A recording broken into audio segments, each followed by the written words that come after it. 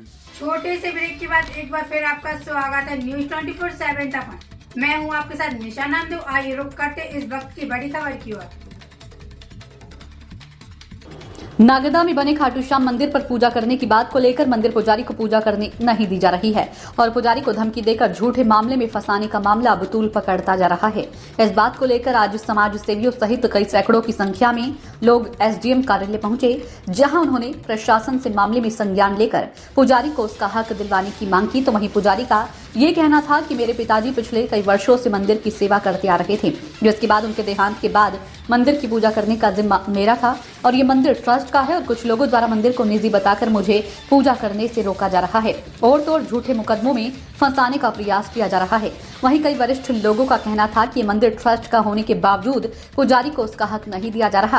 Police द्वारा जबरन कुछ लोगों के साथ मिलकर मंदिर को ताला लगा दिया गया है। अगर ताला नहीं खुलवाया गया और मंदिर में पुजारी को पूजा नहीं करने दी गई तो हम ताला तोड़ देंगे।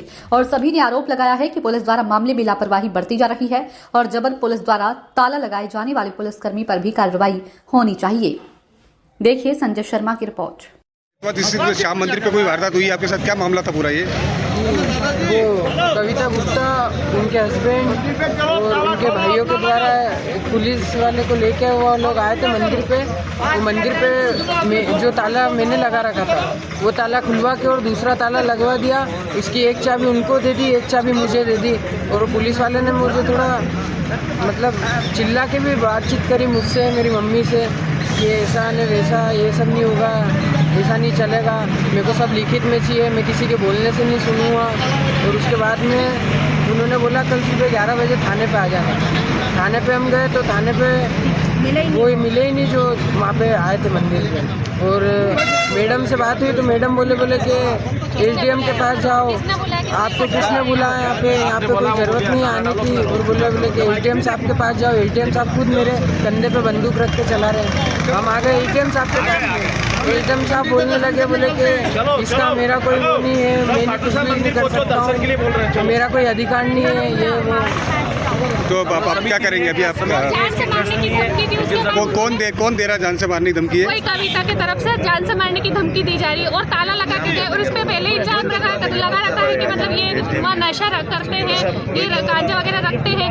ताला लगा के गए और चाबी एक उनके पास कल से उन्होंने रख दिया, तो इसका जिम्मेदार कौन है? अगर इस पे कोई बात आ गई तो उसकी जिम्मेदार कौन है? तो अभी एसडीएम साहब के पास आए थे, एसडीएम साहब ने क्या कहा आपको? वो तो कोई कुछ बोल ही नहीं, वो बोल रहे कि मैंने तो आदेश दिया ही। एसडीएम साहब ने क्या बोला मैं बताता हूँ।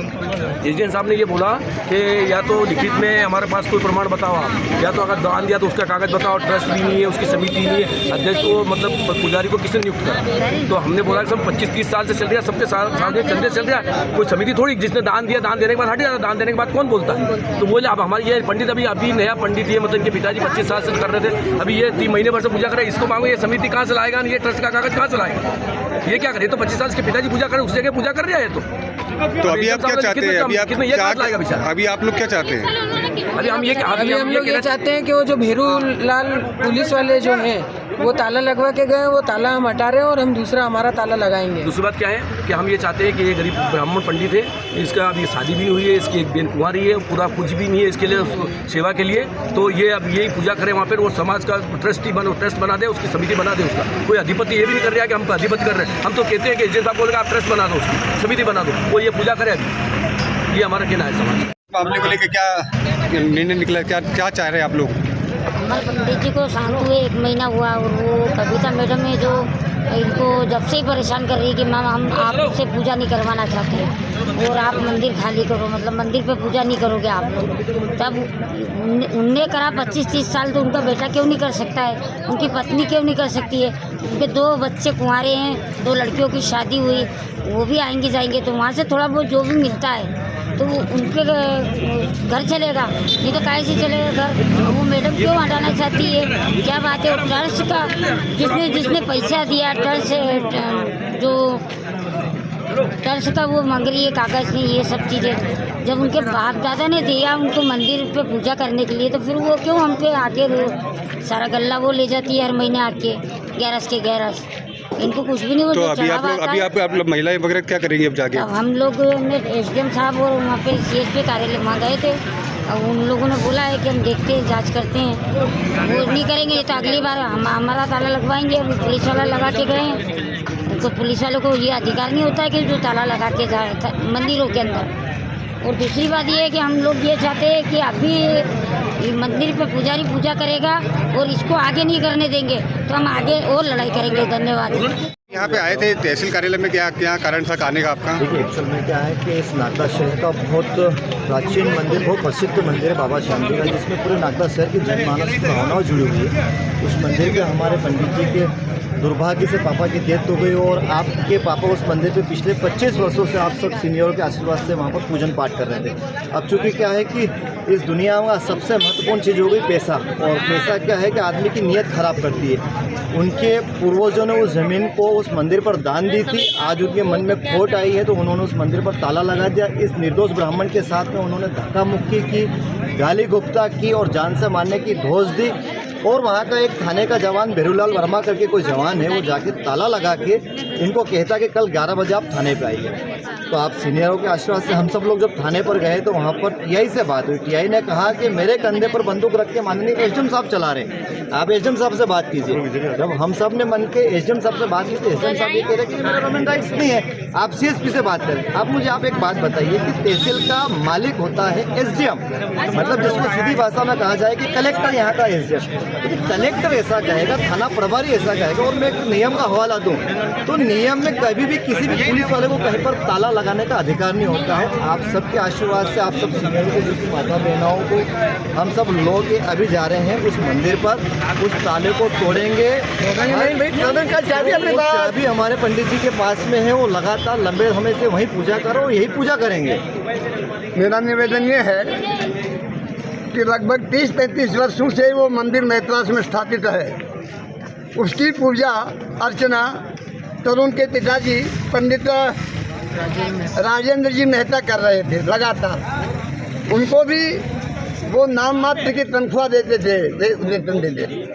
दान पत्र पर ताला था और दान पत्र में लिख रखा था कोई भी दर्शनार्थी पैसा मंदिर के नहीं चढ़ावे, दान पत्र में रखे, और दान पेजी खोल करके वो ले जाती थी।